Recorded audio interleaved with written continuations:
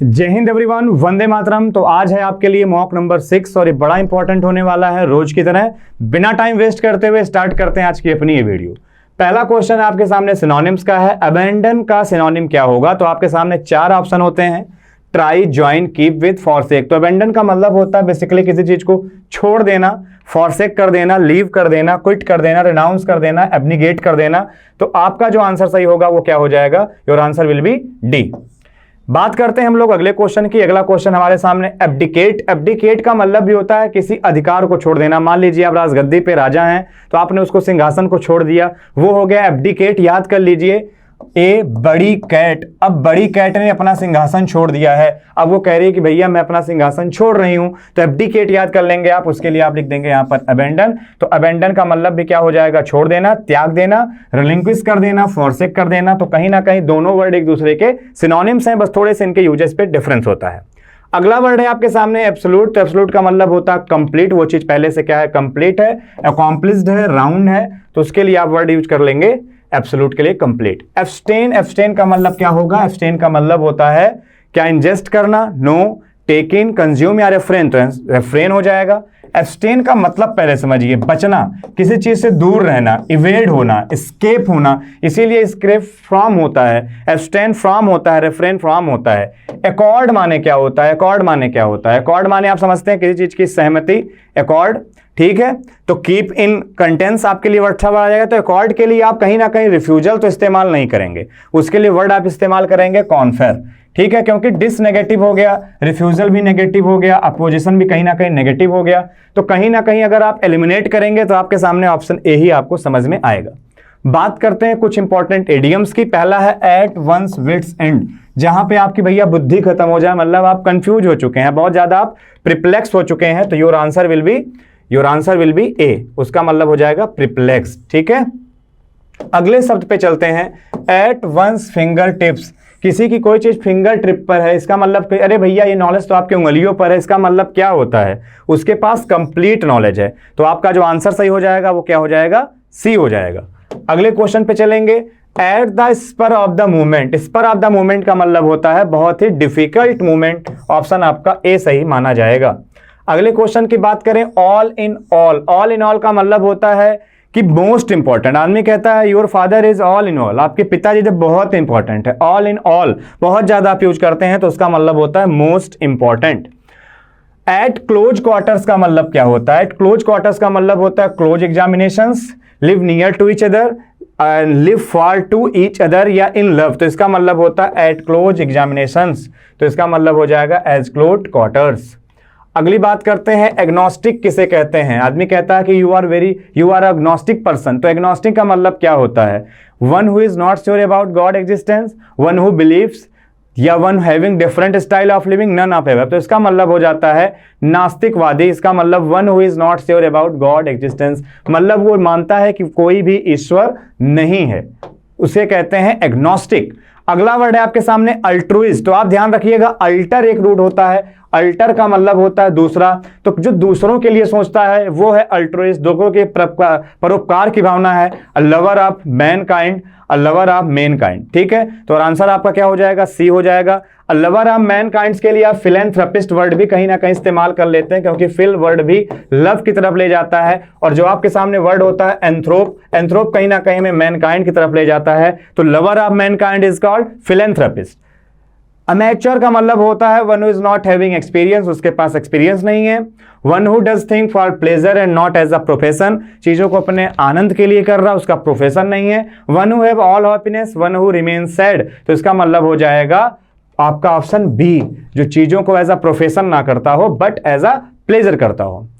एम्बीडेक्सरस क्या होता है? एम्बी का मतलब होता है बोथ और डेक्स्टर का मतलब होता है राइटिंग गुड सेंस स्किल। तो जो दोनों हाथों से लिखता हो, आपने 3 इडियट मूवी देखी होगी, जो दोनों हाथों से लिखता हो उसको कहते हैं एम्बीडेक्सरस। तो इसका मतलब हो जाएगा पर्सन, नो, इसको नहीं कहेंगे। आपका हो जाएगा आंसर बिल्कुल सी सही हो जाएगा।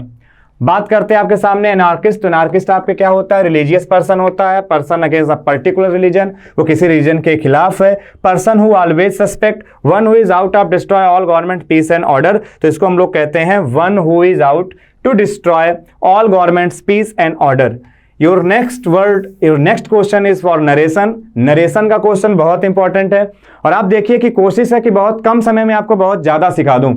तो यहां देखेंगे ही टोल्ड मी कर दिया, देखिए टोल्ड ट्रांसिटिव वर्ब है, उसके साथ टू मत लिखिए क्योंकि सेड टू को ही हम टोल्ड कर रहे हैं। मी लिख दिया, दैट लिख दिया।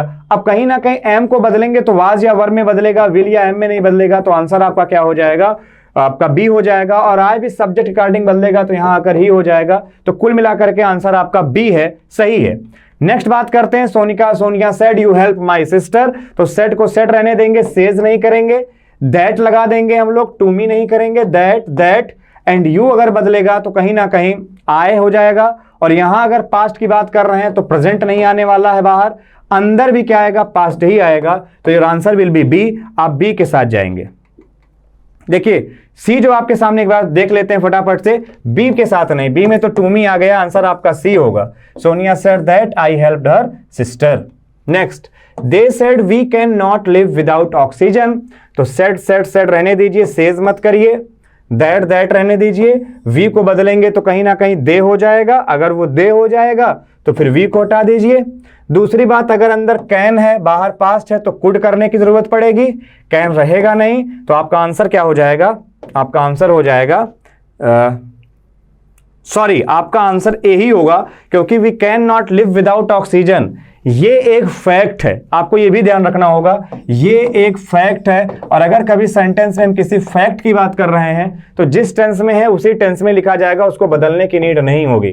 थोड़ा सा ध्यान से उतर गया तो आपको ध्यान रखना होगा, ये फैक्ट है कि हम बिना ऑक्सीजन के नहीं रह सकते। तो आंसर उसका ए ही करेंगे हम लोग। Rahul said to me we are mortal, ये भी फैक्ट है, तो इसमें भी हमें कुछ चेंज करने की जरूरत नहीं है, इसका भी आंसर ए ही करेंगे हम लोग। John says I shall go there. अब अगर सेज है तो बाहर सेड मत करिए, सेज रहने दीजिए, दैट रहने दीजिए। वेंट लिखा है तो कहीं ना कहीं वर्ब की सेकंड फॉर्म है, और अगर ये वर्ब की कहीं ना कहीं आपके सामने सेकंड फॉर्म है तो सेकंड फॉर्म है तो आपको याद होगा कि हैड के साथ थर्ड फॉर्म करते हैं। लेकिन हैड के साथ डियर थर्ड फॉर्म तब करते हैं जब ये पास्ट में दिया हो, ये तो पास्ट में है नहीं, तो सेकंड को आप सेकंड रहने दीजिए। आंसर आपका क्या हो जाएगा, आंसर आपका हो जाएगा वेंट। क्यों करेंगे, सेल गो है फर्स्ट फॉर्म, तो उसको फर्स्ट फॉर्म ही रहने दीजिए। विल गो, आप वहां पे क्या करेंगे, आप वहां पे वेंट नहीं करेंगे। अगर यहां पे इस तरीके वेंट लिखा होता तो फिर आप यहां पे वेंट ही रहने देते, हैड गॉन ना करते। अभी आप देखोगे सेल गो लिखा है तो ही के अकॉर्डिंग विल गो कर देंगे। अंदर का टेंस क्यों नहीं बदला, क्योंकि जो आपके सामने रिपोर्टिंग स्पीच लिखी गई है, रिपोर्टिंग व प्रेजेंट में हो तो रिपोर्टेड स्पीच का टेंस नहीं बदलते हैं। आगे बात करेंगे हम लोग वॉइस की। साहिल शर्मा मेक्स टी, तो टी वाज, देखो टेंस और सेंस नहीं बदलता, ध्यान रखना वॉइस में। अगर बात प्रेजेंट की हो रही है तो पास्ट में मत जाइए, परफेक्ट में मत जाइए। Tea is made by Sahil Sharma या by the Sahil Sharma, obvious सी बात है बाय साहिल शर्मा, क्योंकि प्रॉपर नाउन के पहले द का इस्तेमाल नहीं होता। My father loves me, my father loves me को देख लीजिए आप, मी को आपने लिखा आई, प्रेजेंट की बात हो रही है तो आप कहां पास्ट में चले जा रहे हैं, सिंपल सा हो गया, I am loved by my father. We hate him, अगर वी हेट प्रेजेंट की बात हो रही है तो हम विल, वाज या हैज में कहां गए, वर्ब की फर्स्ट फॉर्म का या फर्स्ट फॉर्म में सीआईएस का पैसिव जो बनता है वो तो इज एम आर के साथ थर्ड फॉर्म बनती है ना, तो अगर उसके साथ थर्ड फॉर्म बनती है तो आप बी के साथ आइए, बाकी किसी के साथ मत जाइए। Savita does not like me, do does है तो पैसिव इज एम आर के साथ थर्ड फॉर्म होगा, वाज वर्ब के साथ नहीं होगा। And I am not liked, not like, तो answer will be your B, answer आपका बी होगा। He is making a film, he is making a film का मतलब है a film is made, has या हैड नहीं करेंगे। पहली चीज, आईएनजी फॉर्म अगर आपको दिख रहा है यानी कॉन्टिन्यूअस दिख रहा है तो पैसिव बनाते समय आपको बीइंग के साथ कौन सी फॉर्म, थर्ड फॉर्म लगानी पड़ेगी। थर्ड फॉर्म लगानी पड़ेगी तो यहां पे तो है नहीं बीइंग, यहां पर है, तो आंसर आपका सी सही मान लिया जाएगा। Do you like what, do you like learning English, तो लर्निंग करना पड़ेगा आपको। English books, do you have, तो काउंटेबल नाउन जब कभी भी आता है तो हाउ मेनी लगाते हैं, अनकाउंटेबल आता है तो हाउ मच लगाते हैं, दूरी की बात हो हाउ फार लगाते हैं, समय की बात हो हाउ लॉन्ग लगाते हैं। नेक्स्ट हम बात करेंगे we stayed the heat through hotel, तो स्टे कर रहे हैं तो एट हो रहा है, स्टे अगर किसी पॉइंट पर तो करेंगे, पॉइंट के लिए प्रीपोजिशन कौन सी आएगी, एट आएगी। नेक्स्ट आते हैं हम लोग I waited the bus stop, अगर आई वेटेड मोहन होता, आई वेटेड टीचर होता तो हम फॉर लगा देते कि उनके लिए इंतजार कर रहे हैं, लेकिन हम वेट कर रहे हैं कहां पर, एट द बस स्टॉप, तो किसी पॉइंट के लिए क्या लगाएंगे, एट लगाएंगे। आई am not very good, good at का मतलब होता है expert, I am not very good at mathematics, मैं मैथमेटिक्स में बहुत अच्छा नहीं हूं, एक्सपर्ट का सेंस हो तो गुड के साथ एट आ जाएगा। हाँ, राहुल एरर कहा गया, Rahul is often coming to me on Saturday, तो आप समझ लेना जब ऑफन लग गया है तो ऑफन का मतलब है आप फ्रीक्वेंसी में जा रहे हो, फ्रीक्वेंसी मींस इंडेफिनिट टेंस, तो Rahul often comes, Rahul often comes करना पड़ेगा आपको, ठीक है। प्रॉपर मैंने सारी चीजों को लिख दिया है कि देख के ही आपको चीजें में मजा आ जाएगा। शीला जस्ट कंप्लीटेड, जस्ट लगा दिया तो उसके साथ टेंस आपका परफेक्ट बनेगा, जस्ट है। सीता हैज जस्ट कंप्लीटेड करिए, परफेक्ट बनाइए इसको, तो आंसर आपका फिर से एक बार हो जाएगा, क्योंकि जस्ट ऑलरेडी आपको याद रखना होगा, परफेक्ट के लिए सारा करते हैं। I came to my notice lately, lately का मतलब क्या होता है, रिसेंटली होता है। क्या आपको यहां रिसेंटली कहना है, देर के लिए आप लेटली नहीं, आप लेट लिखते हैं। आप क्या लिखते हैं, आप लेट लिखते हैं, तो आप क्या लिखेंगे, आई केम टू माई नोटिस। तो आपको यहां पे समझना पड़ेगा, लेटली अगर रिसेंटली का मीनिंग दे रहा है तो टेंस यहां पे परफेक्ट बनाना पड़ेगा। आपको लिखना पड़ेगा I it has come to me, it has come to my notice lately, ठीक है। तो हैज आपको कम करना पड़ेगा, केम नहीं करना पड़ेगा, हैज के साथ थर्ड फॉर्म आती है।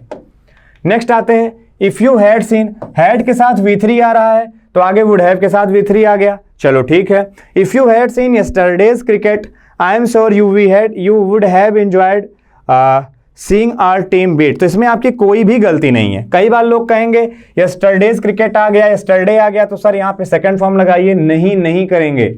जब कभी पास्ट की दूरी इच्छा हो तो हैड के साथ थर्ड फॉर्म लगाते हैं। इफ यू हैड सीन का मतलब है यू डिड नॉट सी, इसका मतलब है यू डिड नॉट वॉच, इसका मतलब है आपने नहीं देखा।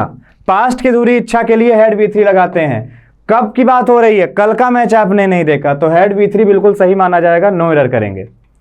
आई inquired of him why he is, जब आपने व्हाई लगा दिया, पहले पास्ट है तो व्हाई ही वाज करना आपको पड़ेगा, इज नहीं करना होगा, ठीक है। बात करते हैं कुछ स्पेलिंग की हम लोग फटाफट से। तो एब्रीविएट की स्पेलिंग क्या होती है, एब्रीविएट की स्पेलिंग होती है आपका ऑप्शन ए, यानी ABBREVIATE, याद रखिएगा। एब्रीविएट में रीवी याद रख लेना, रीवी से याद करो कीवी को हम लोग क्या करते हैं, एट माने खाते हैं, तो ए याद हो जाएगा।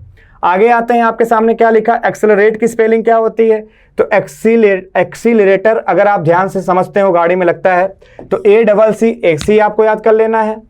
यहाँ पे आपको एक्सेलरेट की स्पेलिंग रेट तो याद ही रखना होगा, और सेलर याद रखना होगा, CELER, तो AC सेलर रेट आपको याद हो जाएगा, गति बढ़ाना।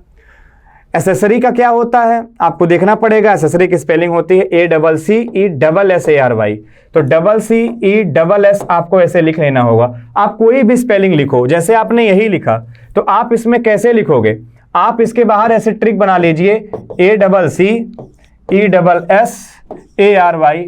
तो जब आप इस अप्रोच में ब्रेक करके पढ़ेंगे तो ACCESSARY, तो ये लंबे समय तक आपको याद रहेंगे। फाइंड द करेक्ट एकोमोडेट का मतलब क्या होता है, एकोमोडेट का मतलब होता है कि अनुरूप बनाना, तो ACCOMMO, तो CCOMMO, तो CCOMMO, और डेट अपने आप आपको याद हो जाएगी, ठीक है। तो अपने आप कोई भी स्पेलिंग याद हो गई, CCOMMODAT। अकम्पनी की क्या होती है, तो अकम्पनी में बिल्कुल सिंपल है, अकम्पनी CC आपको याद रख लेना होगा कि जो कंपनी होती है, कंपनी में आजकल क्या लगता है, AC, तो AC और कंपनी का C कॉमन, तो अकम्पनी आपको याद हो जाएगा। साथ देना है कंपनी विद, तो कहीं ना कहीं आपके सामने ये 40 क्वेश्चन थे जो हम लोगों ने बहुत ही कम समय में डिस्कस करने की कोशिश की। मुझे उम्मीद है कि आपको ये वीडियो बहुत पसंद आएगी, और आप अगर इसके प्रॉपर नोट्स बनाते हैं तो आप समझिएगा कि किसी 1 घंटे की लाइव क्लास से ज़्यादा मैटर मैंने आपको 15 से 20 मिनट में देने की कोशिश की है। और आप इसको अगर प्रॉपर नोट करेंगे डेली, तो मेरा पूरा विश्वास है कि आप एक दिन बहुत अच्छे फ्लुएंट हो जाएंगे इंग्लिश ग्रामर को लेकर, वोकैब को लेकर के, एरर को लेकर के, वन वर्ड इडियम फ्रेज, और भी आपके क्या रिक्वायर है आप कमेंट करिए, हम उस पर काम करेंगे। तो आज की वीडियो में इतना ही। थैंक यू वेरी मच, जय हिंद, टेक केयर।